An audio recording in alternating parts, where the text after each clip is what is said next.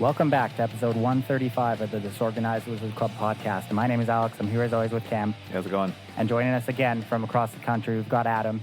Hello. How's it going, man? Oh, pretty good. Just surviving out here after some good adventures in the southeastern reaches of Alberta. Just out at the ranch, living life. Staying out of wrestling trouble. snakes and getting hit. Yeah, wrestling snakes and getting hit by bulls. You know how it goes. Yeah, we haven't had you on the show for the past couple of weeks. Had some guests come fill in for you, but this is your last day actually in Alberta, isn't it? Yep, I fly back to Ottawa tomorrow morning, getting picked up by one of our buddies, and we're going to a cottage weekend actually. So I'm just living the vacation dream over here. Man, that's awesome. Excited to come back. Yeah, I mean, one of the downsides that I always kind of forget about going to the boonies for weeks at a time is that I don't have a desktop or a computer. I don't have anything, and even if I did, there's no real internet out here, so it's just sort of, there's nothing to do during days off, Yeah. And a lot of my friends work like full-time normal jobs, and so it's sort of during the week and there's not a whole lot to do. Just Makes mostly sense. do work around the place and repair stuff, and you know what I mean. Well, Change light bulbs. We're happy to have you back on the show, and we've got a bunch to talk about this week. This weekend coming up is Mythic Championship III in Las Vegas. First Magic Arena Pro Tour that we've ever had. It's exciting stuff. Completely different tournament structure for Pro Tours than what we're used to. So to touch on that briefly, we mentioned it a little bit on the show last week, but I wanted to get your reaction, Adam, and your thoughts on it. As this, the field for the Pro Tour is a lot smaller than what we're used to, with only 68 players. Yeah, you know what? I don't actually mind the smaller pool. I think that's fine. I think in a lot of ways it like, while it's not good for people like us who are sort of like, we'd like to play on more Pro Tours and play more often and play more competitive Magic. At the same time, I think it might be, I'm not sure, this is just a guess, it might be better for the game in some ways that there's a smaller field at the top echelon, so that in some ways, names and stories become a little more memorable. But yeah, at the same time, it is kind of a bummer for a lot of the sort of like, the bronze level grinders out there of the world. I guess if you compare it to other esports, though, like they're the ones with the biggest following. Let's take League of Legends, for example. It probably actually is. Not like most people, even the people who are good at League, don't they keep playing even though they have no realistic shot of playing in the highest level tournaments. Oh, yeah. Like, if you look at the biggest streamers are all challenger level players, like the highest, equivalent to being top 10 mythic rank or, 50 mythic rank players. And they don't play on pro teams. Like, they couldn't even play on pro teams. They don't have, you know what I mean? They just don't have the access or time. Like, that's a lot of it. And they don't have the team experience. Or they're retired pros who just stream now because there's more money in streaming. For sure. And big difference about this tournament is it's only standard. It's all best of three. We haven't seen a large scale best of three standard tournament on Arena yet. And when it comes to the Pro Tour, we've only ever seen it as a split format. So this will be a bit. Yeah, I'm actually excited about that. I'm excited that it's just all standard. It's all one format. I actually like that. And I think it being on Arena is a lot better, especially if they have the click where you can click to read a card if you don't know what a card does, if you're watching. Like, that's, I think, just super important for the game. And I think that in a lot of ways, as much as I love playing paper Magic and I still prefer it, there's just something for spectators that makes it so much easier to be able to click on deck lists, click on cards on the screen, know what's going on. You know what I mean? Oh, yeah. Like, there's no argument that the viewer experience for this event is going to be 10 times better than any paper Pro Tour we've ever seen, for sure. So it's definitely exciting. I'm looking forward to watching some Magic this weekend. But this tournament, for its structure, we'll briefly go over it. Day one is modified Swiss. We have 64 out of the 68 players battling it out for 8 rounds. Players who earn 6 wins automatically advance to day 2, and the players who lose 4 matches are eliminated from the tournament. Also, 64 of the 68 players are only playing on day 1 because we have 4 players, Brad Nelson, Brian Bronduin, Ken Yukihiro, and Ray Saito, who are the winners of their respective MPL weekly divisions, automatically get buys onto day 2, where the top 16 will battle out in double elimination and cut to a top 4 for the final day, which is also double elimination. So we're more of a structure comparable to the Mythic Invitational that we saw a couple months ago, more in line with an esports structure, I guess you could say. So here's some. So like day 2 is double elimination, right? Players will have advanced out of day 1 to face these players that are waiting for them, sort of like bosses in old RPGs. And based on the average, skill level of Magic players in social interactions, it would not be like, I wouldn't be surprised if someone played the same boss twice and their cutscene was exactly the same, their interaction was the same, just like old RPGs. I mean, Oh my god. these 4 players with their 6 buys at a Pro Tour have to just be the favorites to win the whole thing, right? Oh, yeah, I'm picking them that they're going to top 8. Well, I'm not even going to say Yeah, that. it's- that I'm not sure how I feel about. I'm not sure I'm a huge fan of people just getting pure full buys. Like that's, I don't know, like a full buy to day 2 is like a little crazy, but yeah, we'll see how it works out. Yeah, I understand that this tournament is different than the paper Pro Tours we're used to, but at the end of the day, it still is a Pro Tour that awards Mythic points, not Pro points. But I disagree. I would say at the end of the day, it's not a Pro Tour. Like, it doesn't contain or carry the same competitive spirit of like large open qualifier high-end tournaments that like anyone could, realistically get into, where everyone's sort of on an equal playing field. It doesn't have that at all. Yeah, I guess you're right. Since they added the discretionary invites, it's kind of changed the whole perspective. So of the many tournament, I aspects guess. of like what made Pro Tour the bastion of competitive Magic aren't here. This is now like, it's going to be a sweet show off and like celebration of the game, but it's more so, it seems like a play with the actors being known players. I guess I kind of agree with you. I hadn't really thought about it that way, but what you're saying makes a lot of sense. Yeah, it's just a completely different tournament almost in some ways. Like, again, yeah, it's still going to be really high level Magic. Basically still the highest level. It just changes the sort of access to that level, because there are still players who aren't going to this who are extremely high level.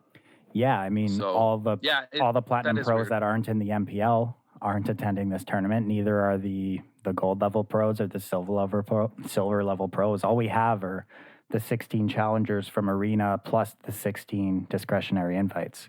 Yeah, like I agree with Adam. It's definitely, there's still going to showcase high level Magic between very good players, but it feels more like a big collection of show matches than a tournament to actually find out, who's best at this format. Mm-hmm. Yeah, it feels less like a Pro Tour, more like the Invitational we saw Yeah, exactly. a couple months ago.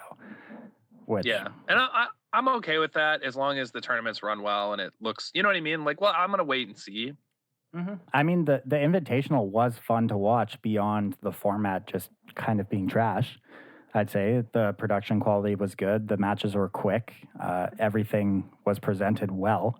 So I would expect a lot of the same for this weekend. But we get to actually watch some exciting best of 3 matches, which is much more appealing, I'd say. Yeah, I agree. Best of 3 in a reasonable format. Mm-hmm. Jumping into more about this tournament, it does award pro points, and it's a $750,000 prize pool, which is the second biggest prize pool we've seen aside from the Mythic Invitational. It's more prizes than the World Championship, more prizes than any Pro Tour we've ever seen. So there's high stakes.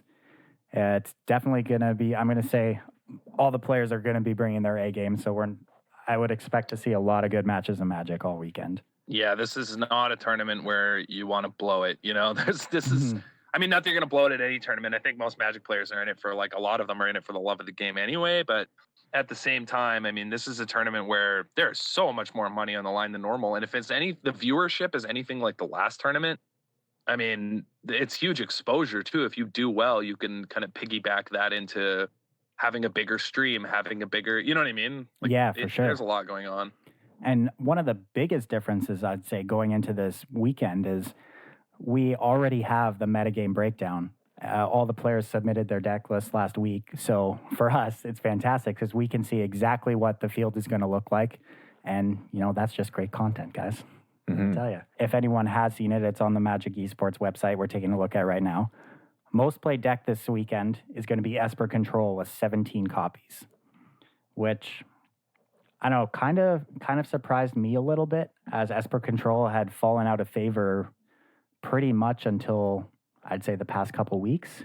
Yeah, what do you mean by Esper Control though? Because there's been a bunch of sort of relabeling and rebranding of various minor differences of the Esper archetype. For a while, Esper Control referred to like Teferi 5 WinCon Absorb Control. That deck stopped being played, and so people said Esper Control wasn't around. They were using the terms Esper Hero and Esper Super Friends. Mm-hmm. Since those have started to bleed together even more, people have started reusing the term Control for like a deck. It's just an Esper deck with Kaya's Wraths. And Esper Hero is an Esper deck with heroes in it and less or no Kaya's Wraths. Yeah. So basically, the Esper Control I'm talking about is exactly what you said. We're playing Esper with a bunch of Planeswalkers, no absorbs, but we have the Kaya's Wrath. We're not playing many creatures. Maybe 2-3 copies of Basilica Bellhaunt, no Heroes of Precinct 1. This is the version of the deck that we saw a few players take to a top 4 finish at the Fandom Legends tournament last week.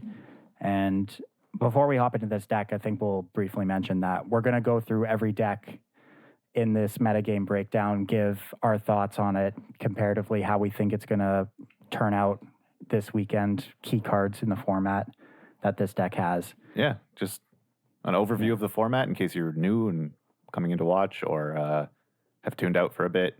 Yeah, we're going to go over, I think, before we even go over just the major archetypes, I think we're going to go over the sort of major single cards that have, shaped this metagame itself, which I think is worth going over because just getting flooded with a bunch of archetypes doesn't really give you the full picture. Instead, before we even go into the archetypes for each format, I think the plan was to talk about sort of the single cards that have had the largest impact on shaping the format to where we are currently, right? All right, well, I got one in mind, and that's 3 mana Teferi Time Raveler. Probably the single most impactful card in the entire format, I'd say, since War of the Spark came out. I honestly can't think of another card that has warped the format around it as much as this one. We saw, like we were just talking about with Esper Control, that entire deck completely warped its build, moving away from its counter spells and its, single Teferi win condition to a more Planeswalker tap-out centric control deck. And we've seen... Yeah, we went from this era where everyone was playing, Simic Nexus and whatever, and people adopted Teferi 3 to fight that, but it just turned out that Teferi 3 just sort of was good generally against almost everything, and so it became this sort of card that warped the entire format that started as an answer, actually, to a deck now that we barely see, but the Teferi 3 is stuck around as one of the most impactful, dominant cards in the format. Mm-hmm. Yeah, and there's like the obvious effects that it's had, as we've been discussing, like the discourages people from playing counterspells. Those aren't very popular, or very narrow counterspells, like a couple spell pierces are played. But then the fact that it had that effect causes secondary effects in that huge sorceries and huge expensive spells are being played without fear because no one has counterspells in their list. They'll resolve if you cast them. That's where you get like another card on this list is Mass Manipulation or the Command the Dreadhorde decks. They know that they just need to draw that card somehow and it'll resolve because no one's really playing counterspells, or you have to play around a spell pierce. So you steal like one less thing, or you wait a turn to command, but that's fine. Yeah, Teferi really pushing these sort of strategies into the forefront of the format. And I mean, this card, it's been showing up in tons of the top decks for the entirety of the format. Like you said, the Simic Nexus deck is still around, but it's completely warped its build, moved from being Nexus of Fate, instant speed centric type combo deck to now more tap out Nissa who shakes the world big mana deck. Yeah. And speaking of that, Nissa who shakes the world, I'd say is right up there with Teferi 3 as one of the most format defining cards. And it's a weird one because it took a while for people to catch on to how good that card actually was. Where now, at the beginning of the format, we saw very, very little of it. And now it's everywhere. We've got Bant Manipulation, we've got Simic Ramp, Simic Manipulation, all these decks really piggybacking on the power of Nissa who shakes the world. Even the Gruul Ego decks have picked up this card now. It's just a solid, aggressive card. Yeah, it's kind of a similar story to the development of Teferi 3 in the format. You can see the mirroring between like Teferi 3 was played as an answer to something, and then people realized it was generally good, and it got included a lot. I feel like Nissa was played as the answer to this, there aren't counterspells around, this will resolve, and it lets me do huge things that won't get countered. And then while people were putting it in those decks, they realized that, 3/3 haste lands are also just good, and we can just do this, and it's fine. Mm-hmm.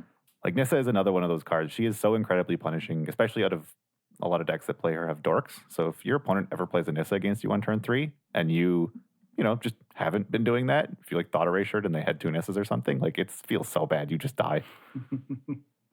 Yeah, you don't come back from that. Those are those starts with Nissa. Nissa has free wins, right? That's why it's so good. Nissa is a card where it can kill you on its own and it helps snowball. So it just basically locks up the free wins that it's going to have by having a really good start and punishing anyone who stumbles. Like that's why it's so busted, right? And that's why it goes into all these different decks. It kills you on its own. It enables you to have these completely insane turns with extra mana, but it's also a threat. It's a card that's just unbelievable. Exactly. And moving on to this other card. This one, I would say this card was really there from the start, Hero Precinct 1, where everyone was on the Hero Precinct 1 train from week 1. And it has just continued, while the build of the deck has evolved from week to week, it has just been one of the best cards in the format since War of the Spark was released. But we didn't see much of it in Ravnica Allegiance, a little bit of the start of the format, but then it fell out of favor as it just wasn't on par with the power level of the rest of the format. But now it's one of the strongest cards, I'd say. Yeah, there's a bunch of new like multicolor things. Like the hero decks are also Teferi 3 decks, so you have these powerful multicolor things you want to play. With the prevalence of Planeswalkers, the fact that it leaves 1/1s around is very good at picking those off, and it's just another type of threat which can be cast early. And if it isn't dealt with, it leaves around some advantage that, you can continue to leverage throughout the mid game into the end game that just makes it awkward for your opponent. And if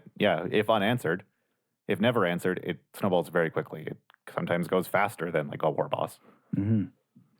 For sure. It allows you to pressure your opponent's planeswalkers by going wide. It allows you to protect your own for the same reason, or requires an answer almost immediately, or just completely takes over the game.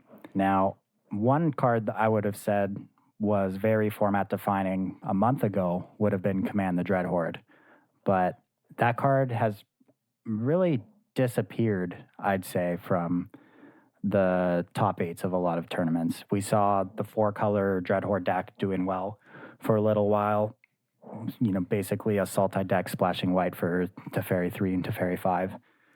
But really, the only Command the Dreadhorde decks we've seen recently are the Sultai ones, getting rid of the white splash and just being more focused on their main kind of mid-range game plan, I guess, and taking advantage of Nissa. Yeah. And big mana with Hydroid Krasis. Yeah, from what we've seen of like what we know of what's been submitted for this tournament, there's not that many Dreadhorde decks, but I also think that that's a card that just will naturally cycle in favor more so than other cards in the format because it really takes advantage of anybody trying to go slower. Like this weekend, the control versions of Esper were most popular, and so with everyone slowing down, I bet you if this tournament happened a week later, we would see a lot of Dreadhorde decks. Mm-hmm. But if everyone's shifting to red-green or early Nissas, then if your life total gets pressured at all early, that card's not as effective. So I think that one is still it's a staple, it's a format definer, just possibly less so this weekend. Yeah, I think it was definitely a good call to stay away from the 4-color Dreadhorde this weekend, especially with how popular Nissa decks have been recently, for the reasons you said. Also, the mass manipulation decks are just horrible, horrible matchups for you. You pay life and bring everything back and they take it. Yeah, it's just you're not fast enough to get under their manipulations, and then exactly that. You bring back a big bunch of stuff with Command the Dreadhorde, and then they just take it and you're dead. Bant Manipulation won a GP a couple weekends ago. The Simic decks have been putting up good results. I think as a smart player being invited to this tournament, you would have to assume these manipulation decks are going to be popular. So I think it was definitely the right choice to stay away from Dreadhorde. Or we do have 3 copies of Sultai Dreadhorde, which if you're going to play that sort of strategy, I do like going towards this build of the deck for sure. Yeah, I think that one just plays the normal sort of bug Krasis plan, which is fine, right? And then sort of just has that to go over the top of other mid-range decks, or in emergency situations, it can still be good. So I like that. I like that it can still play the same sort of mid-range game plan that the bug Krasis would normally play, and then sort of warp into that. I like that a lot. I think it's similar to how Esper adopted copies of Command the Dreadhorde, right? Like, people abandoned the all-in, what I'm going to do is 4-color Dreadhorde stuff, and they just put it into other black decks that have strong plans as, like, if you deal with what I'm doing, I'll do it again. Yeah. And notably, these Sultai Dreadhorde decks get to take advantage of Llanowar Elves, another pillar of the format, whereas the 4-color decks, the mana just could not support it. And Llanowar Elves letting you get out of the board early, pressure your opponent's planeswalkers, and maybe go under some of these big mana decks. Yeah, Llanowar Elves is one of those cards that while you're watching games this weekend or ever, it's very easy to be like, oh, wow, Nissa's busted. Like, he just played it and killed him and nothing he could do. But, like, no, that was Llanowar Elf that was busted. That Nissa came down 2 turns early. Like, yeah. And I think it's really telling how powerful Llanowar Elves is, because 4-color decks have now disappeared, and just being able to speed out a Nissa and get on the board has just been much more beneficial in the format as it currently stands. Even all these green-red decks that have popped out, all taking advantage of Llanowar Elves as well to be able to get on these decks. There might be an argument that Llanowar Elves is like the top 3 card in the format. It just slots into so many of these archetypes, like the mass manipulation decks. There's even been Nexus decks that have played it, like all the green-red Stompy decks. Yeah, I mean, it's unassuming because it's not, flashy like Teferi or Nissa, but it just doing an honest man's work and getting on the board, Yeah, Llanowar Elves allows even Nullhide Ferrex to make a comeback. You know what I mean? Mm-hmm. That card has it's just seen a resurgence recently as well. Yeah, I mean, Llanowar Elves just enables so much. So many archetypes just benefit from that card being around. It's just so obscenely powerful. Mm-hmm. Even, and this isn't, I mean, it's not super relevant to this particular list, but we're in the midst of spoiler season, as we always are now. And even when people are looking at new cards, linking them into group chats and stuff, they'll be like, well, look at this, it's 4 mana. But imagine it on turn 3, because like everyone just assumes you could play Llanowar Elves with a card if it's not good enough on the turn you're supposed to cast it. Yeah. I think it's also important to note, so we've been talking about sort of the mid-rangey / control, big flashy planeswalker staples of the format, but there's a selection of players that want to go fast, that want to try and kill their opponent before any of this is set up.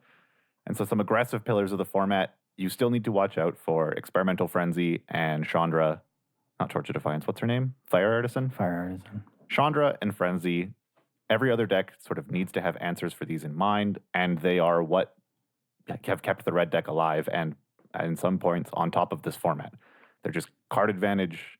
Well, Frenzy sometimes an unbelievable amount of card advantage. Chandra, a consistent source that will really close out games or sometimes pull red out from behind when it otherwise wouldn't be able to win. Yeah. Red is one of those decks, though, that it was doing so well for so many weeks consistently, and really I think now has completely fallen out of favor because everyone has finally started to respect it and adjusted it. We see all these green-red decks playing Ripjaw Raptor now, even the Sultai decks adopting Ripjaw Raptor. We've got all the Esper decks playing Basilica Bellhaunt. All these cards are just nightmares for mono-red. And although we do have some mono-red decks in the field this weekend, I'm kind of skeptic for those players who decided to register it, because I really think it's a iffy choice in the format right now as it currently stands. So two things. Yeah, hard agree. Also like the throwback to the mispronunciation on skeptic there instead of skeptical. That's a classic DWC throwback. But yeah, definitely I'd be a little hesitant towards playing red this weekend. I think a lot of people are gonna I'm just not sure how it lines up, but I say that and then it's probably gonna.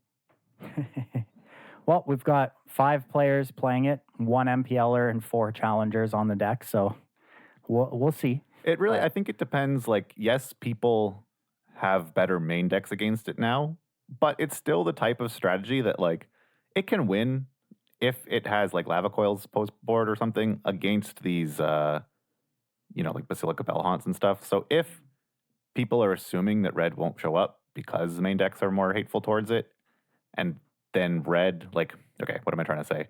If other strategies don't have a sideboard with red as much in mind as they used to, and red knows what type of hate it needs to be able to answer post-board, because it's probably just what's main, then they could probably still overpower people in games 2 and 3. Yeah, I think you're right. I think with how the lists have been looking for the past couple weeks and what I've been seeing, main deck and sideboard, everyone's respecting it now, and it's just they're ready for red. Yeah. Whereas before, people, I think, were just skimping on their... Took them long enough. Took them like 2.5 formats.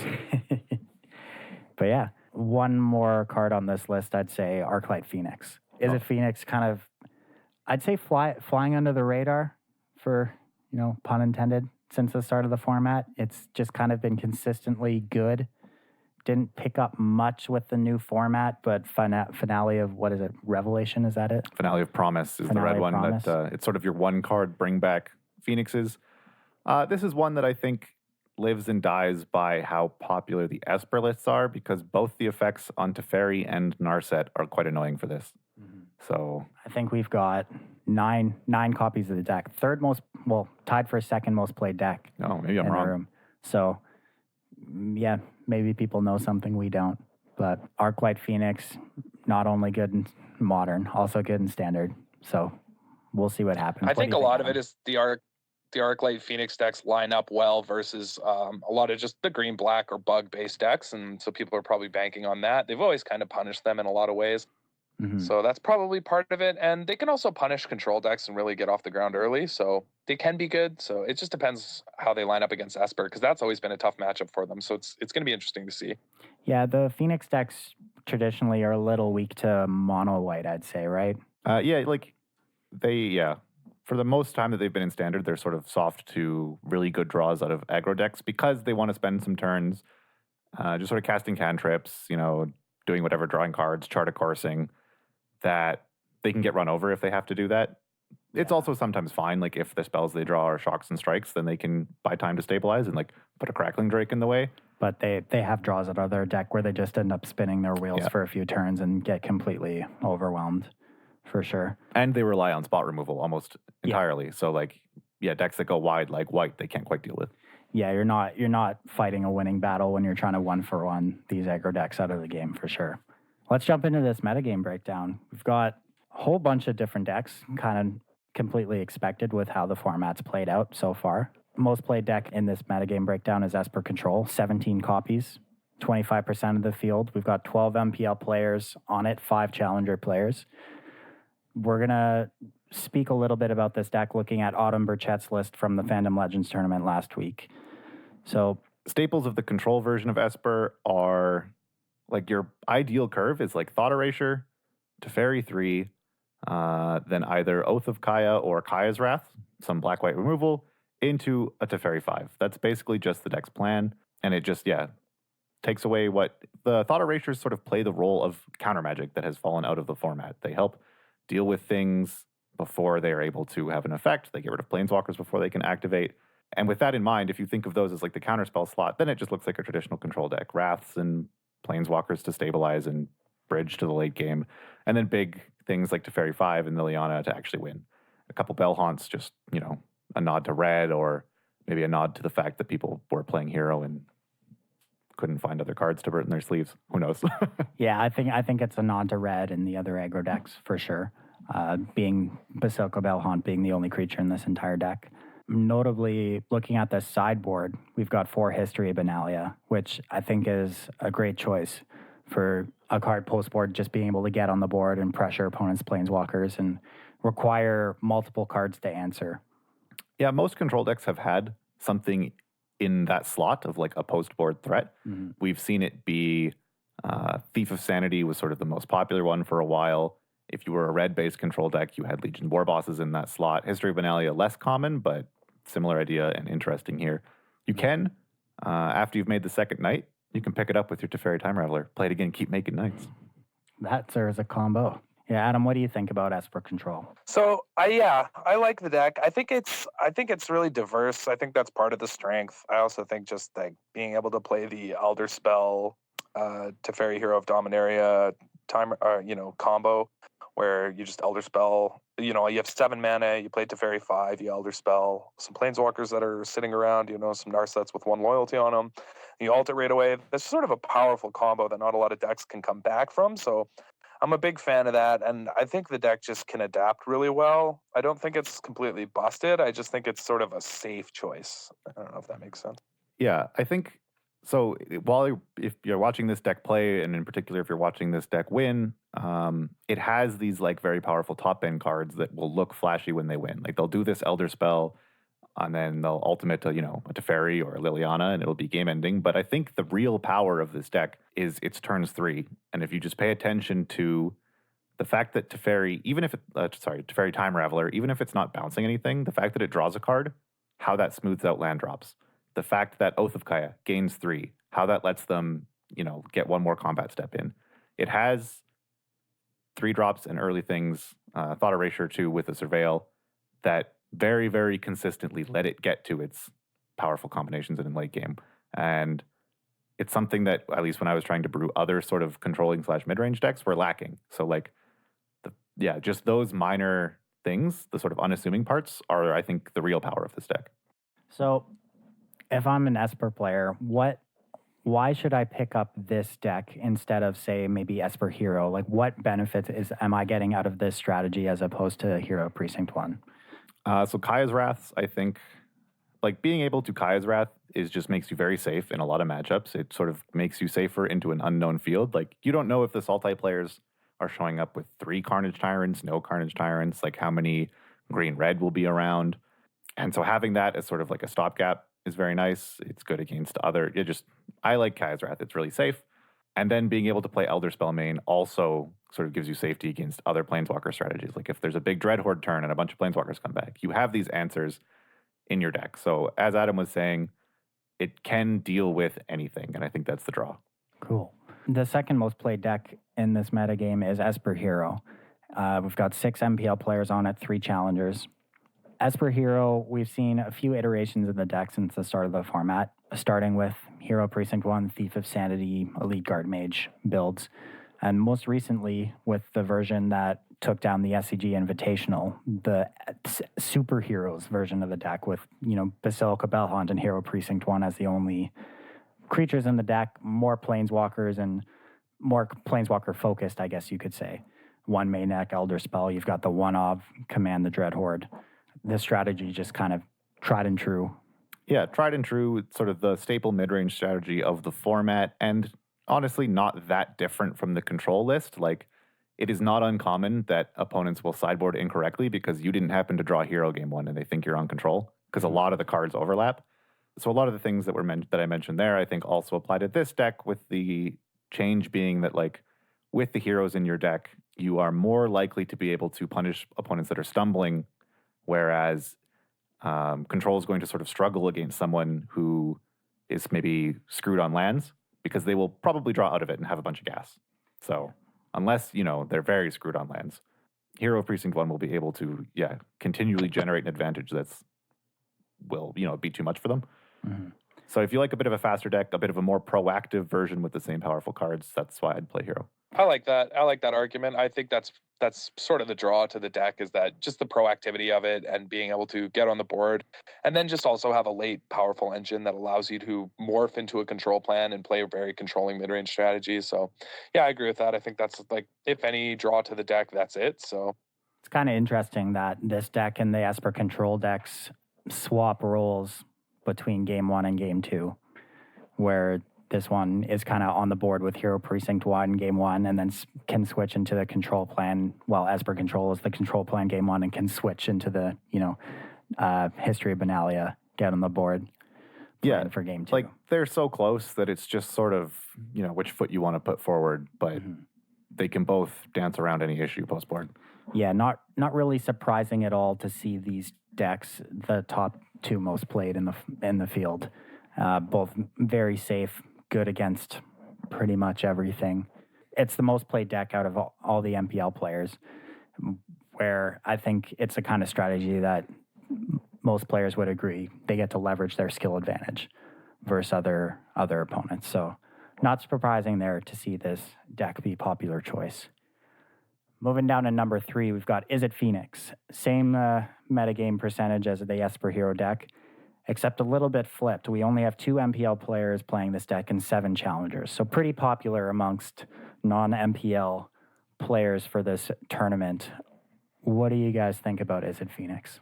I think it's Yeah, I'm torn. I think it can have a really good mid-range matchup just because it can be on the unfair side. It can grind, even just if they draw, a singleton or one of the two, depending on how many they're playing of Saheeli, they can really go nuts on decks that can't really answer a Planeswalker. And so there's a lot of power in the deck. There's a lot of unfairness, but I'm always concerned about its Esper matchup, especially if you're seeing a bunch of mainboard D-Sparks, even out of the sideboard. It's a cheaper Vraska's Contempt basically against your deck. It answers so much. And you can just sort of flat out and do nothing after they answer your initial threats, especially if they're capable of answering initial Phoenixes. And then post board, if they have Cry the Carnarium, that's an issue. But having said all that, I think it can fight through that, especially post board. But I think the allure of registering Phoenix is probably because I think it most likely to dunk on the sort of fair non-Esper decks, and that's why it's good. It probably has a decent green-red matchup sometimes as well. That's probably a close matchup, but yeah, that's my general thoughts on it. Yeah, we were also discussing how its aggro matchup might seem a bit bad on paper, but I think if you actually play it out, it's not terrible. Like, yeah, some games you only have spot removal and you're trying to cast Charted Courses and you get run over. But if their draw is not that good or if it's medium, a lot of times when you're playing this deck, it sort of feels like you present threats that your opponents have to answer, and as soon as one sticks, you win. Like, you present a Phoenix, if it gets exiled, okay. If it doesn't, it will keep coming back, and it'll win you the game. Or you cycle into a Crackling Drake, mid to late game, and it's a 10-4, and your opponent just dies the next turn because they didn't draw an answer that one turn. And so it's a deck that presents like a powerful, proactive plan one that even sometimes if that is dealt with, but in the wrong way, Plan A will still kill them. Yeah. So yeah, if you like that sort of trying to cobble together a proactive plan, this is a fun deck. So if you're a Is It Phoenix player and you've registered this deck for this Mythic Championship and looking at this metagame breakdown, are you a little worried going into the weekend? Seeing two Esper decks at the top of the field? I'm definitely a little concerned. I mean, I just remember the PT that LSV was playing it and he top 8'd and he was just like, yeah, I think it was the one that Autumn Burchett won. And he said, I'm not going to beat the Esper control list. It's such a bad matchup. I have so many dead cards. Like Shock is just so bad. There's a lot of awkward options for them. So I'm a little worried about that for sure if I'm registered all this Phoenix. But looking at the rest of the list, it's not so bad. You know what I mean? The rest of the metagame is not so bad, but the top tables, I'm a little worried. But I don't know if things are different for them now. I'm not sure. I admittedly don't play a lot. I could be wrong on this, but I feel like it's a pretty rough choice. Mm-hmm. Yeah, it seems like it should be rough, but Esper has been popular and it's been known as sort of this best strategy for so long that I feel like if someone who has been prepping for this tournament is bringing Phoenix, they're probably confident in that matchup or in other parts of the deck for some reason. So if I was to bring Phoenix personally, I'd probably be concerned, but I don't think the people bringing Phoenix are actually concerned. Okay, all right. Next up in the metagame with 8 copies, we've got Bant Ramp. 4 MPLers, 4 challengers on the list. Bant Ramp has really shown up more within the past couple weeks. Just a big mana mass manipulation deck taking advantage of Nissa who shakes the world. Basically the Simic ramp deck, but you're splashing white for Shalai, Teferi Time Raveler. We've seen Tolsimir, Friend of Wolves as well. Lyra's out of the board.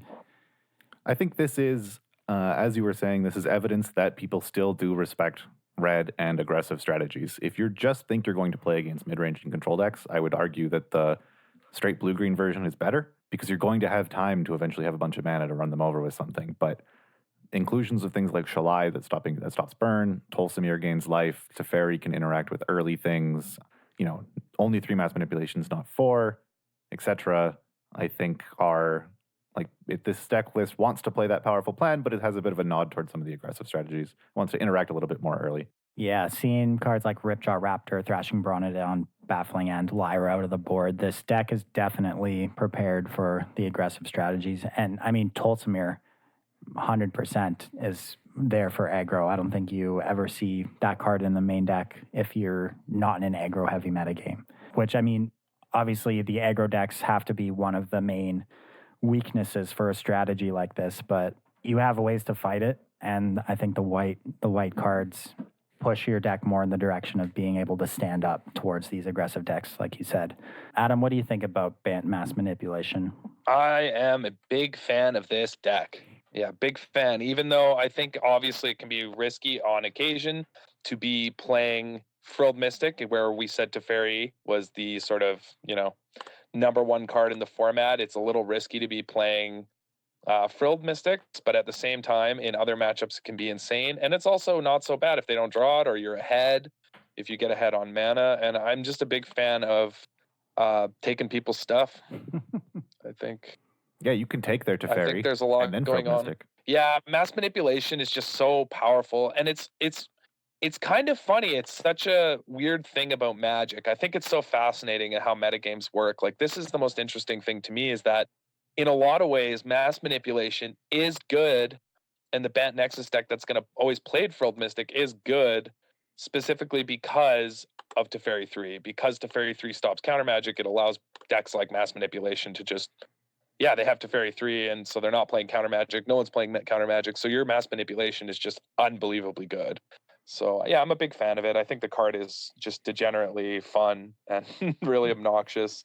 I play it all the time. I'm a big fan of mass manipulation. Also, you get to play for Nissa. You get to play all these bomby mid-range cards. Like, I love the Bant mid-range mass manipulation decks. They're my favorite of the mid-range decks, because I think that mass manipulation is sort of the most powerful in the arms race of going bigger. I think it sort of goes the biggest. So I'm a huge fan. Sure. And it's one that, comparing it to Command the Dread Horde, the decks that it's good against in like the mid-range arm race, it doesn't have as many ways to play against it. We've discussed how if you know your opponent's on Dread Horde, or they're planning to maybe eventually Dread Horde, you can play more aggressively, you can pressure their life total, and it kind of turns it off. Whereas this deck, you play at your Mana Dorks, you play a Nissa, your opponent has to do something. They have to play out Planeswalkers to, not lose to the cards you have. And then they have no recourse to a manipulation. They have to commit, and it's going to take all their things. And you can't, there's no way to stop that other than killing you. But, you've got Mana Dorks in the way. They're not that fast. It's just really hard to play against. Yeah, it's been putting up really good results recently. Definitely a contender in the format. And, a lot of people brought it to the tournament. It's in the top 4 decks for this event. So I think a lot of people on the same page about how powerful this deck is. So it'll be interesting to see how it performs this weekend. Moving on, we've got White Aggro next. This is the most played aggro deck in the format for this weekend. 6 copies, another 3-3 split between MPL and Challenger players. So it says mono white variant. So I'm assuming that we'll have a split of straight mono white, maybe mono white splashing red for Experimental Frenzy, like the 5th place list from the SCG Invitational a couple weekends ago.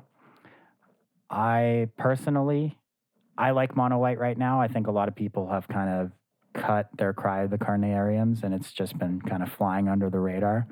And with mono red on the downtick, I think this deck gets a lot more powerful, as mono red was a harder matchup for you.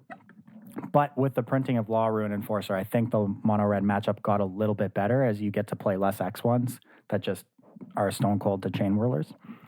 And I like the red splash in the deck. I think if I was going to play this deck this weekend, I'd be going with the Experimental Frenzies out of the sideboard, as it's so good against the Esper decks and lets you go over so many people.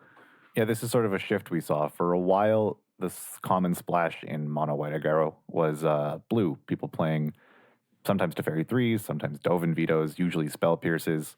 But it seems like people have kind of given up on trying to counter Teferi 3s and just assume that their opponent will have it and rather play things to sort of reload.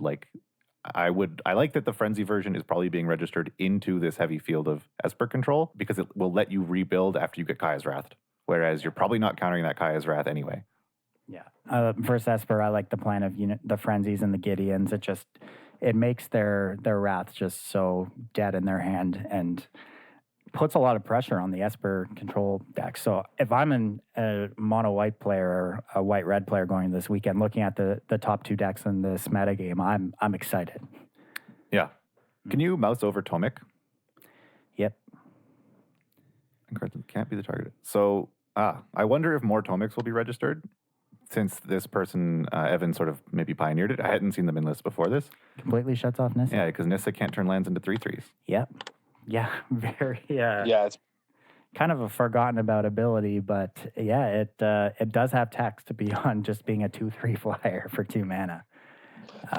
Yeah, it turns out it lines up really well, especially in this tournament where you're going to see Nissa all over the place. I think White Weenie's pretty good. I think this is something that Hemsley, who was on the show while I was gone, was a big fan originally when all the Planeswalker focused decks sort of came into the scene. He was a big fan of White Weenie, and even it was a second place at the first DWC organizational just because it was able to attack Planeswalkers effectively and efficiently. And yeah, with mono, like Alex said, with mono red showing up less, I think it lines up really well. It's a good choice. Yeah, it's the deck I've been playing the most of the past week, and I really like it right now in the format. Every once in a while, I feel like I want to play it on Arena because I haven't cast a Venerated Lockstone in a while. And then I realize I don't have Benlish Marshals, and I don't want to play it that much. So I haven't actually played much of this archetype. Next up on the list, we've got mono red, 5 copies in this tournament, 1 MPL player, 4 challengers. We've briefly talked about mono red earlier, but this deck, I just think this deck is not a good choice for this weekend. I think the mono red players are going to get beat up all weekend long. What do you guys think? Yeah, I mean, I think if you're comfortable playing mono red, I think mono red, it's one of those decks that if you are very, very fluent in it, it's probably slightly better than mono white, even into some hate, because there's a lot more like you can play against creatures better, you have more removal, ways that you know how to sequence things, like choosing where to spend your burn. There's more flexibility in the way you can use its cards than mono white aggro. So if you have a lot of experience behind it and you like this sort of archetype, I would choose this as the aggro deck rather than switching to like a potentially slightly betterly positioned mono white. But like it's still very, very powerful. Like it's still Chain Whirler still lines up well in the format. You are getting on the board early, so a lot of Planeswalkers need to tick down to 1 to stop you from being on the board. Chain Whirler can clean those up, cleans up tokens from Hero of Precinct 1. We've mentioned a few creatures, sort of the notable ones that the burn has a hard time dealing with, but that's like 1 or 2 creatures. Your Shock, Lightning Strike still kill most things. And you also, it's a deck with free wins in it, like any aggro deck. If your Steamkin sticks and runs out of control, or if a Chandra or a Frenzy sticks, you can win from seemingly out of nowhere. So probably like in overall less well positioned than mono white, but not so much that I think it's unplayable. Yeah, like don't get me wrong, I'm not saying that mono red's completely unplayable. I just don't like how it looks position wise in the format right now. But yeah, I was gonna say I agree. I'm nervous about playing it, and because of all the Oath of Kaya's, like there's so many Oath of Kaya's, there's so much Basilica Bell Haunts, like they're just everywhere. There's so much main deck hate. But at the same time, I feel like so many times in my life I've bet against mono red and just been savagely punished for it. So I'm a little hesitant to bet against it, but I agree. I think it's a little risky, but like Cam said, it can still just run away with the game if the Lancers don't line up well. Mm-hmm. There's a lot of hate, and yeah, it seems like it doesn't line up. But even that Bant Ramp list we looked at, like I don't think that list would have white in it. I don't think it would be Bant if people weren't respecting red, and that's a point in its favor. Yeah, for sure. Next up, we've got Gruul Aggro. 3 copies of this deck in the tournament, 2 MPL players on it, 1 challenger. Gruul Aggro, just it's been more and more popular over the past month and a half, I'd say. The deck lists haven't really had much commonality between all of them. People not really sure what the best builds of. The builds we've been seeing recently have been moving towards Nullhide Ferox, charging Montresor, just big fatties at 4 and 5 mana. We've seen the Domri and Nissa be the main 2 planeswalkers that the decks have mainly moved towards. And I think we've even seen Ripjaw Raptor come back as a main deck inclusion, as well as Thorn Lieutenant, which I think is the nod towards mono red. Mono red, and it feels real bad to have to bounce a Thorn Lieutenant with Teferi 3. Yeah. A token just kills your Teferi. Mm-hmm. So there's a lot of options. There's a lot of like cards that are good enough to see play in basically every slot of the curve in these green-red aggro decks. And so there's been a lot of experimentation, to see what people want to play. And so I feel like this is the list that you would go to if you wanted to play mono red, but you were worried about these hate cards because it has a bigger top end that can sort of run over. Like if you're worried about Basilica Bellhaunt, you just play Skargan Hellguides or like bigger creatures that can attack past it. And you're not as concerned about your opponent having gain 3 because you're hitting in chunks of 5. And so. Yeah, I think this deck is really here to prey on the Esper superhero decks, just providing huge threats that are really hard to deal with, that just completely KO planeswalkers very quickly. Just putting the pressure on that you can't really just grind the game out with you and gain incremental advantage from your planeswalkers when your opponent's attacking you for 6 with a Nullhide Feryx, you know? Yeah, this is something we've discussed before. We've called Gruul Spellbreaker just like Bedevil on legs, but if you're watching the matchup between any of these sort of Planeswalker or Esper Hero control decks, and even to lesser extent decks with Nissa, you will very often see that like when green-red wins, it's doing so because it can play a Spellbreaker, kill a Planeswalker. Doesn't matter if they answer it, because next turn they're playing a Monster Sword, killing a Planeswalker.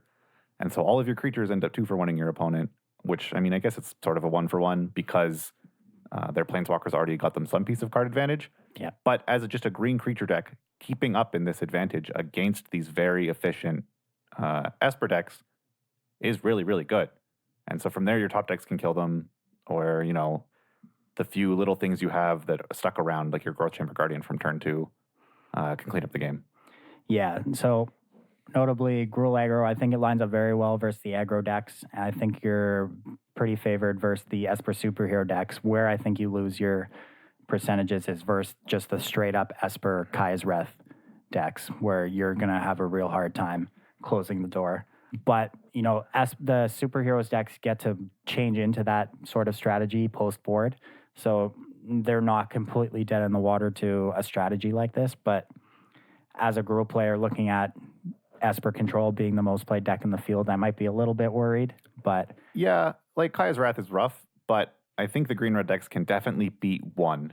If they have the flex, like if their draw lines up such that they have the sort of freedom to deploy haste threats when they want, which is post-Wrath, and if they feel like they're about to get Wrath, or if they don't have a board and there's no Planeswalkers deploying threats without haste, then they can still beat Kai's Wrath. That's fine. Yeah, like that being said, this is kind of going on how the decks lined up before War of the Spark. Now, with this current build with Charging Montresor and with Domri, Anarchabolus, and the decks that are playing Nissa, who shakes the world as well, I do agree that you are more set up to fight the Esper control decks than you were beforehand.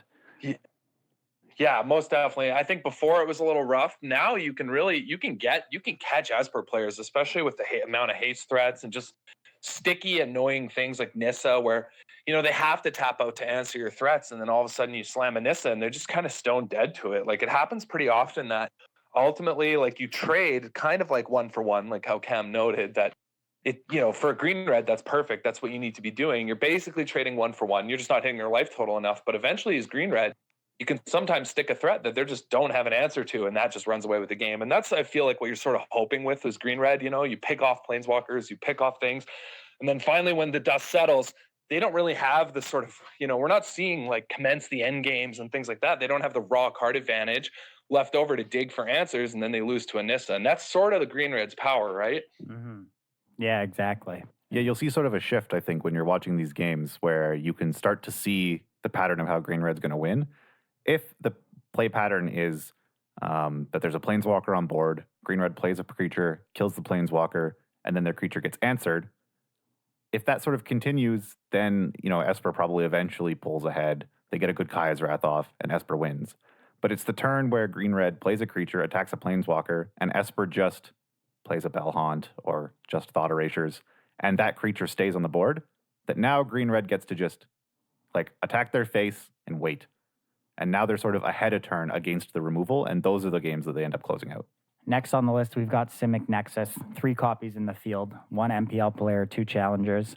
This deck has really, it's changed a lot since its initial iterations at the start of the format. I've seen the deck playing more copies of Nissa, Who Shakes the World, moving towards less reliant on being able to combo out at instant speed. I've seen copies of the deck playing the blue Finale. Finale of Revelation. Is that what it is? Yeah. Yeah, Finale of Revelation. Less reliant at instant speed combos and to be able to fight the Teferi 3 on the other side of the board. Nexus it's one of those weird decks. I'm not really sure how I feel about it right now. What do you guys think? I think it's fine. I think it's like, it's not going to be entirely hated out as much as we say that Teferi 3 was doom and gloom for it. There's ways to play around it. For instance, this list that we're looking at has 2 Blink of an Eye so that it can get rid of a Teferi 3 the turn it needs to combo. And Blast Zone. The inclusion of Blast Zone has been huge for this deck. It helps them even if they're sort of under a Teferi lock, or if an aggressive opponent has a fast start, it lets them sort of put the game in a position that they can begin to combo. So like the Wilderness Reclamation, Search for Azcanta, Nexus of Fate combo is actually so powerful and so inevitable if it gets started that I think diluting your deck a bit to be able to get to that point more reliably is still fine.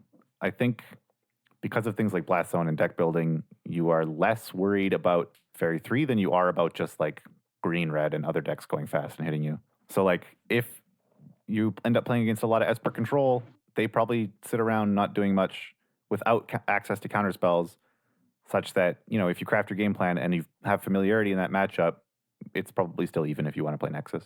Yeah, you just got to get there, right? That's the hardest part is, it used to be so easy to just start chaining them, right? When it was the beginning of the format. Now, yeah, it's a lot tougher, but you can still get there. It just demands the amount of pressure. But I would be a little hesitant to play this deck. I don't think it actually does well at this tournament at all. I'm not sure. Like I've been hesitant all show to say, oh, this deck will do well or this deck will do poorly. But this is a deck that I would bet against as much as I even like it. I just think that the Gruul decks have way too good of a matchup for you. I think, even if you were playing the really fast versions and trying to get it out quick, they can just race you if you don't draw exactly the right pieces. And then all the other decks have just hate for you. I think there's just too much working against you that, percentage wise, I just don't think you're a favorite against, a lot of what's going on here. I think the meta game is pretty hateful, and even not directly. It's almost just indirect hate in every matchup you sort of suffer. Not a fan of that choice. So yeah, that's an interesting point that like, it's sort of being hated out is put in a squeeze. You've mentioned that like if you play the sort of combo and start nexusing as fast as possible, your aggro matchups get better, but then you are very susceptible to the control decks and to fairies. But if you play something slower that can sort of fight through some main deck hate pieces or, more reliably establish the combo, then you're too slow to beat the aggro decks in the format. So yeah, I mean, only 3 people brought it. So it seems like most people agree. Yeah. Next, we've got Sultai Dreadhorde, 2 copies in the room. No MPL players playing this deck, only 2 challengers. What do we think about Sultai Dreadhorde this weekend? It's another one of these decks that has a very powerful plan A, which is, you can just play explore creatures and start attacking. It's, as we've been discussing throughout the show, moved away from the 4-color version. It's really just sort of a Simic mid-range with, the explore package, playing a bit more Tamios to better interact with Command the Dreadhorde. And then Command is, this sort of reset button if things go poorly, or it can close with the games if, you're playing against control and they've just wrathed you, but they're low on life. Mm-hmm. However, the aggro decks kind of, I don't know. I haven't actually ever played Command the Dreadhorde. I know you did at one tournament, so I don't really know how well to compare the 2 versions or particularly why they're being hated out. So this deck to me just feels like, I could be wrong again, I could be wrong. This just feels like a worse version of the Bant manipulation decks though, because both are trying to use a particular spell to go way over the top, be it Mass Manipulation or Command the Dreadhorde. But I think the Mass Manipulation deck just goes over the top better, and this deck will lose to those, as Alex noted earlier on the show, that or maybe it's Cam, you cast a Command the Dreadhorde and then it just gets manipulationed, and so they line up worse. And so I feel like it's just a worse version. However, I think its early game is a little better. I think you have a little bit better of an aggressive match because Frilled Mystic does not line up well versus mono red and mono white. And so I think that there is some advantage to playing the bug versions with Command the Dreadhorde simply because your early game is a little more powerful. Yeah, I agree with you there. I think you're not very favored in the manipulation matchups. And I think you have a hard time going toe-to-toe with Esper, as they can just go longer than you, but you can grind them out pretty well with Tamio and Command the Dreadhorde, really. Yeah, it's not that bad actually. I mean, a lot of it hinges whether you win versus the control or the hero decks. Actually, I was playing it all Jay yesterday at a friend's place who actually had a computer I could use is a lot of it just hinges on your early game. You know, if you have some aggressive branch walkers and Jade Light Rangers, that's how you're playing suboptimally, and they exploit that. And that's really the only way you beat them. But if you just have a clunky hand filled with a bunch of 4-drops, you know, like Vraskal, Golgari, Queen, Tamiyo, you're dead because you're just never going to get out onto the board in time. But one of the benefits of playing the bug list with Command the Dreadhorde is that, you know, their early game can at least pressure those. And playing all the cast downs and Assassin's Trophies let you deal with hero or other problems later. So it's not that bad.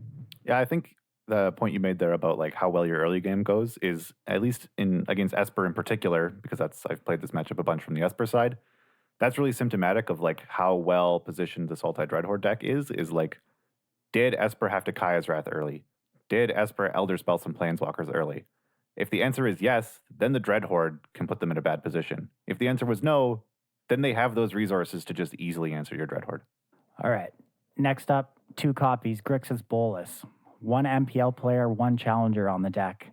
Grixis we haven't really seen Grixis do too well over the entirety of this format. It's kind of always been there, but just hasn't. Hey, whoa. Grixis won the DWC inaugural You're right. organizational, man. You're what right. do you want? What? I It forgot won the about most that. prestigious tournament of the year. Grixis Control champion of the DWC organizational. Yeah, the problem with Grixis is the mana is just so bad. It's just a worse mana Esper. The thing is, the draw to it is that Bolus is just busted beyond belief. Mhm. And if it curves out, it wins. Like, it's a deck that, like, if its curve lines up, there's nothing anyone can do against it. But a lot of the times, it just has clunky, ugly draws that they fall behind and they can never catch up. And that's sort of to me, that just sums the whole deck up. It's just, its mana's bad. Sometimes it doesn't get to play its spells. But if it does get those draws that just happen to line up versus the opponent, it's over. Yeah. If everything goes well for it, it's incredibly powerful. But when things aren't going as well, like if you compare a game where things aren't going well for 2 players, one on Grixis, one on Esper, Grixis will slowly fall more and more behind, sort of answering things, but not really ever pulling ahead, and then they'll die. Whereas Esper has cards that can help them stabilize. Their Wrath is better. They have life gain in their deck. They have sort of more ways to sort of claw back in. Whereas, like Dragon God is good, but it's not that good if you have to take it down immediately and they still have a board presence. How does Grixis line up versus the Esper decks in the format? I want to say Grixis is favored, just because, like, depending on what you're playing against, Cast Down answers every creature Esper plays, but Devils kill their creatures and their Planeswalkers.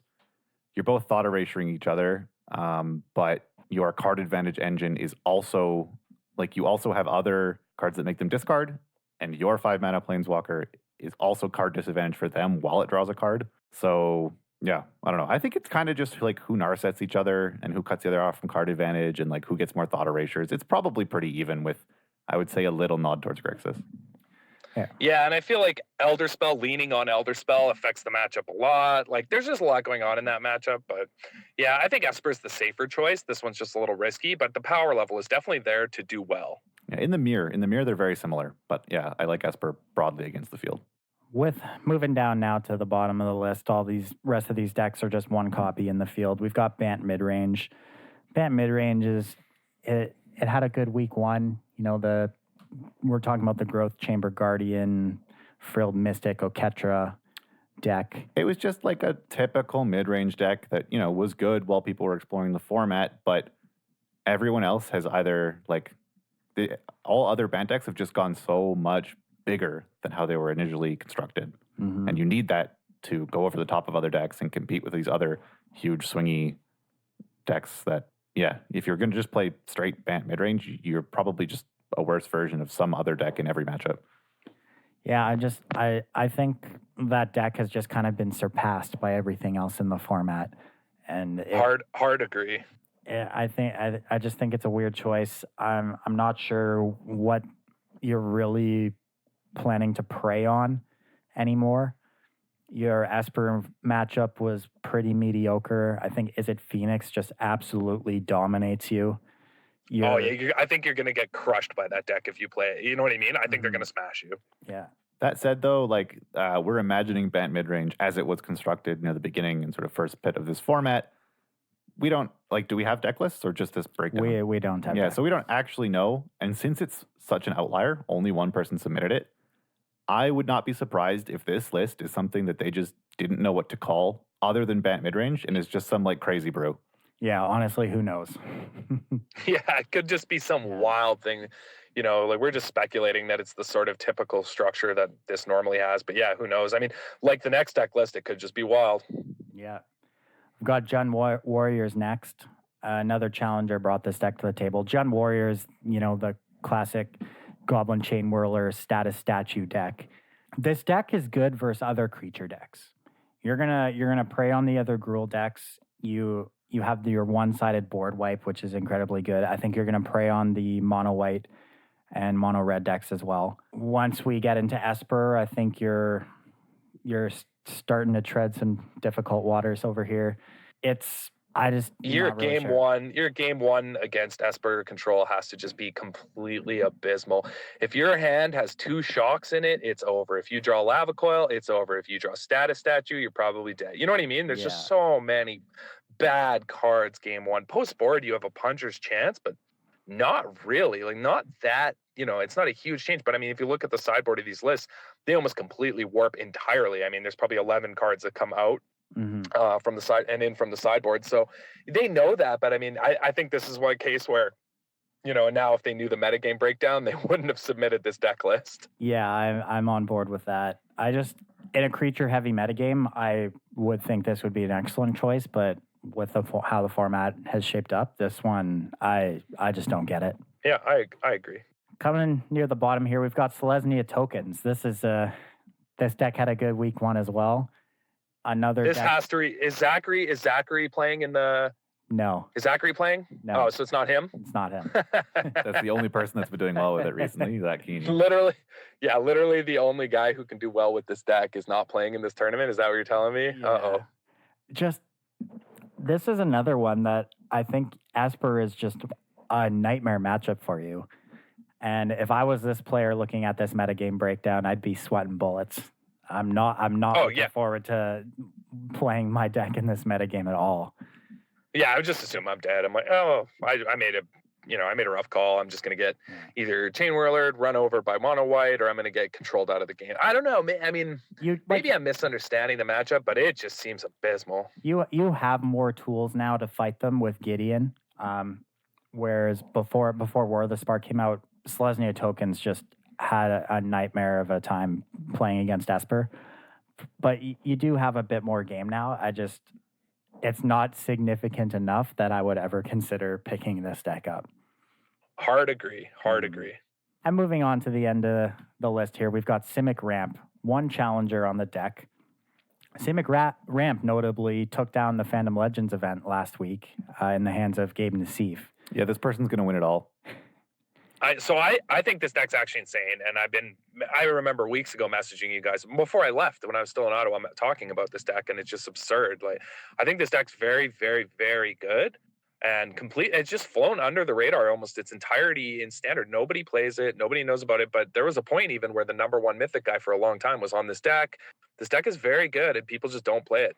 Yeah, the people that chose only one person did, but the group of people that chose to play this strategy were the 8 Bant Ramp players, which is this, but a bit clunkier, a bit more sort of main deck cards to help them against aggressive decks, which the aggressive decks showed up, but it's more so, similar huge mid-rangey control strategies. So I bet if this person gets some lucky pairings, this sort of all in on just stomping on mid-range decks could do very well in this tournament.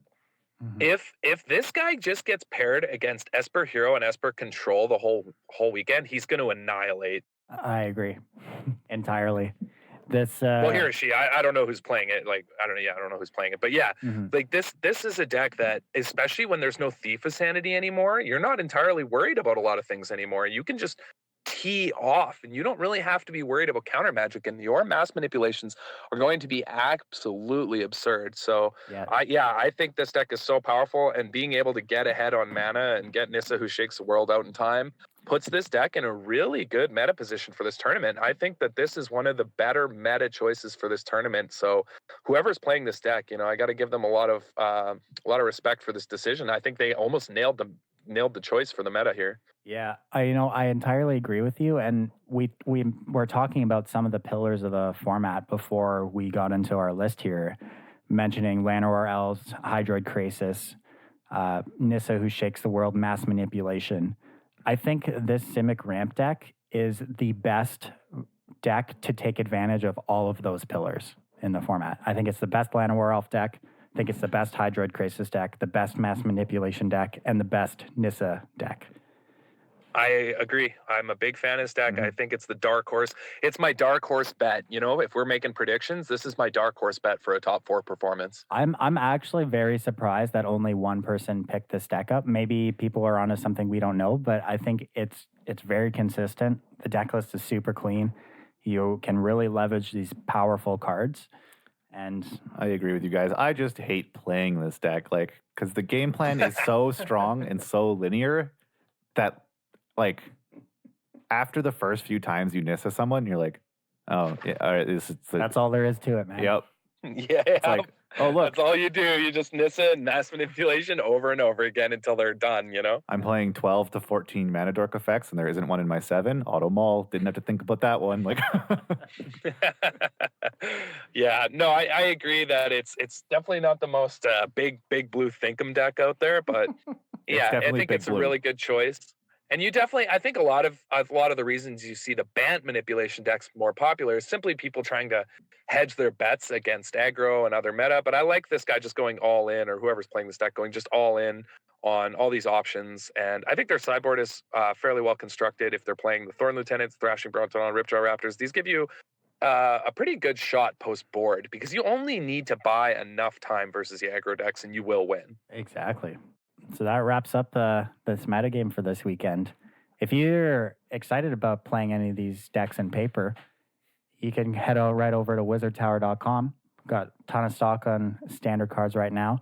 Your source for Magic singles here in Canada. Free shipping on orders over $15. Great sponsor of this podcast. mtgcanada.com for other podcasts like the Commander's Brew, content articles. Just overall great sponsor of this cast. wizardtower.com. Be sure to check them out. Yeah, and we have some other sponsors that we want to plug. You can find us on Patreon if you want to support us, become a sponsor. Patreon.com/ we're Disorganized Wizard Club, right? Or is it DWC Podcast? I don't remember. This is why I do the plugs. Yeah, I was just trying to help. I was just trying to help out around the house, do the dishes every once in a while. Patreon.com/ DWC Podcast. We've got tier benefits. All patrons get access to the DWC Discord. We've got custom tokens on our way over here for a second round to head out to all our new patrons. And we've got a new stretch goal DWC t-shirts ready to go. We're almost there. And we want to just give a shout out to some of our patrons who have been supporting us so far. We've got Tim, Michael, Thomas, Phil, Daniel, Ursulus, Andrew, Aaron, James, Daniel, Brandon, Liam, Kevin, Jay Thomas, Hayden, David, Michael, Rasmus, Tyler, John, and Mike, plus all the other patrons that I didn't get to. Thank you so much for your support. We really appreciate it. Shout out to you all. The support from patrons just blows me away to this day. Getting to run into different people at events and talk to people who listen to the show. It's the best feeling. Every time it happens, none of us can still believe it. Anytime we run into players who listen to the podcast at a GP or an SCG or something, we're all still just blown away by it. Actually, it's so funny. We're like, wow, I met someone who listens to the podcast, and we all lose our minds about it. Yeah, like it's at Magic Fest Niagara, there's a guy sitting 2 seats over from me during the PTQ on the first day, and he recognized my voice from the podcast. I've been listening for a long time. Like that was just awesome, Yeah, warms my cold dead heart. Yeah, I love to hear it. But yeah, if you yourself want to join the DWC crew, check us out, patreon.com/ DWC Podcast. All right, so like we normally do for Pro Tours, we normally do a top 8 prediction, but this time around we've only got a top 4. What top 4 decks do you think we're going to see in this event?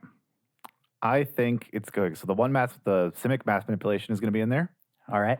They're going all the way? Yeah, they're going all the way. I think it's going to be 1 Simic mass manipulation, 1 Esper hero, 1 Esper control, and a Gruul deck. What do you think, Adam? I'm going to go for the insane call and say it's 3 Esper control lists and the Simic manipulation deck. I think I'm more on board with what you're telling me, but I'm going to go with the Simic mass manipulation deck, 2 Esper control, and 1 Esper hero deck in the top 4.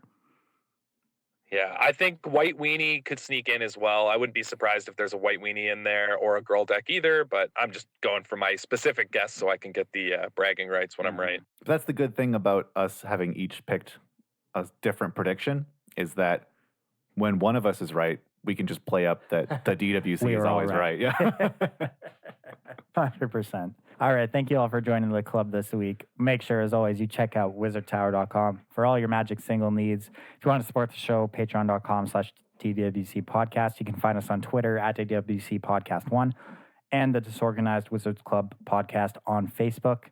However you listen to the show, whether it's Podbean, Google Play, Apple Podcasts, be sure to leave a review, share it with your friends. Everything helps bring this thing to new listeners and keep it growing. Thank you all for listening. We'll catch you next week. See ya. Later.